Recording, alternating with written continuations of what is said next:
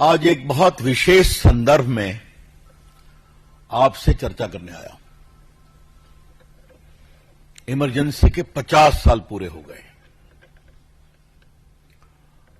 आज देश में लोकतंत्र बचाने की बात बहुत लोग करते हैं, बहुत लोग संविधान दिखाते हैं, तो आज इस 50 साल में उनके चेहरों को बेनकाब भी करना है कि 50 साल पहले क्या हुआ।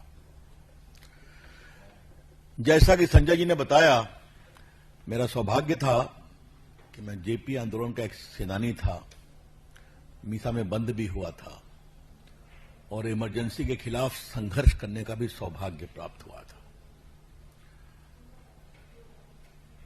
आज मैं कुछ चीजों को रिकॉल कर रहा हूं आपके माध्यम से, जो देश में जाना चाहिए।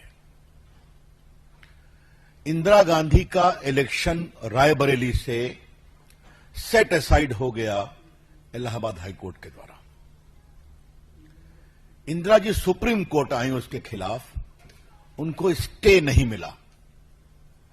यही कहा गया आप सदन में आ सकती हैं लेकिन बोलेंगी नहीं।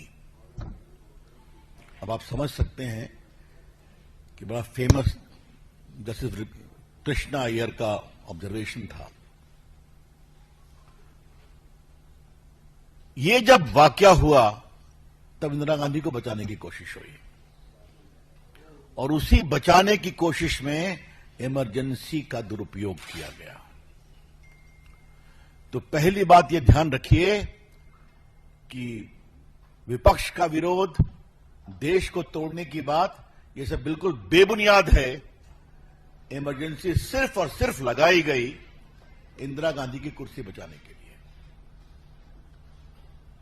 पूरे विपक्ष के लोग गिरफ्तार कर लिए गए, मैं उसकी चर्चा करूंगा। लेकिन आज मैं 50 साल पूरे हो रहे हैं, तो मैं आप लोगों को और आपके माध्यम से देश को बताना चाहूंगा कि सारे संवैधानिक जो संस्थान हैं उसको किस तरह से एब्यूज किया गया।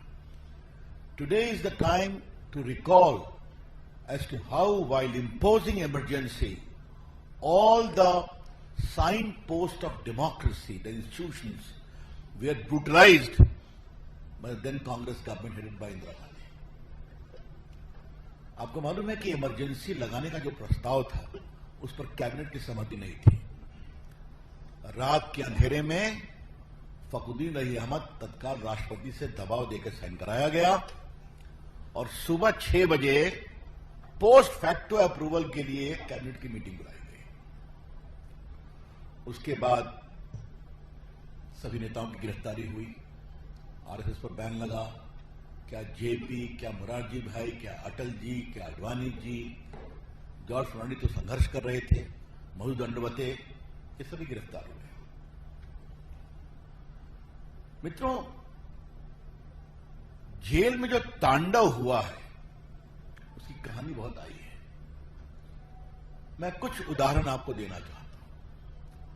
जेपी को गिरफ्तार करके रखा गया था हरियाणा में एक गेस्ट हाउस में। तो जेपी सुबह में जलपान कर रहे थे तो देखे सामने मुरारजी भाई टहल रहे हैं, उनको ऊपर रखा गया था। जेपी ने कहा मुझे उनसे मिलने दो, कहा आप नहीं मिल सकते। तो ऐसा करो हम लोग को साथ नाश्ता करें दो, कहा आप नहीं कर सकते। ऐसा करो हम दोनों जलपान करेंगे तो हम लोग के बीच में बैठ जाना, कहा नो। आप समझ सकते हैं कि जेपी मीसा में बंद है, हमें मुरारजी भाई हैं, आप मिल नहीं सकते। अटल जी, आडवाणी जी बेंगलोर जेल में गिरफ्तार हुए। मित्रों, जिस तरह से जेल में अत्याचार किया गया उस पर कई पत्रकारों ने किताबें लिखी हैं। विशेष रूप से मैं कूमी कपूर की किताब का उल्लेख करना चाहूंगा, जो दिल्ली में खुराफात हुई। और उस समय दिल्ली में एक एसडीएम होते थे नवीन चावला, जिनको पुरस्कार में बाद में चीफ इलेक्शन कमिश्नर बनाया गया। उनको निर्देश था कि सबों को टिन के शेड वाले सेल में रखो ताकि गर्मी से परेशान हो और टूटे।